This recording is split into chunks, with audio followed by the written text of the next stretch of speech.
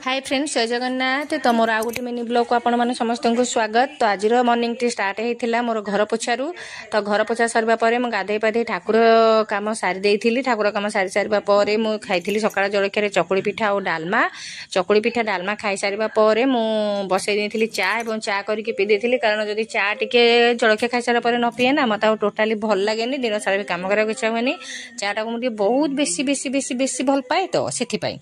तो तापर मु चा पी सारा परे मोर सकाळर जळखिया सरला परे दीपर रोषेई स्टार्ट हो जाता। तो दीपर रोषेई रे मोर भात डालमा सरी जाता। ये बारी बाहर थिला गोटे कोटल, तो मुझे देखा साप भाया ना, तो मुझे देखा टिने फिश करी आटा कहीं कहीं तो सापुआ कहते, कहीं कहीं चचिंद्रा कहते। तो आपण मैंने कौन कहते मतलब कमेंट निहाती जनइबे।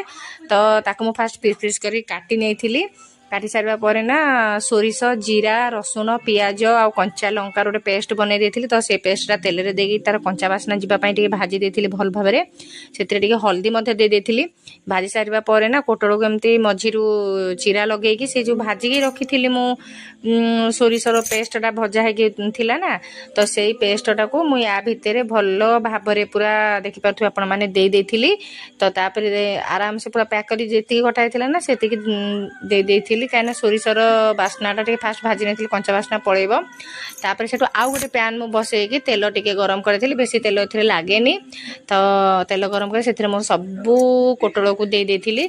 मत तो ये कोटल प्राय बेसी छाणी खाइले भल, किंतु ये सरू सरू था ना, से आज भाविले ये रेसिपी ट्राए करी। तो यहाँ मोर बन जाइए पूरा बढ़िया से कोटल सोरिष दिया भजा।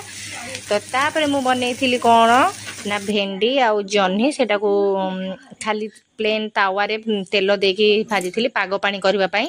एबे मोर खाइबा रेडी भात डालमा आलूदम कोटल भजा मिक्सचर और जह्नी भेंडी आंबुलर गोटे मस्त पाग पानी।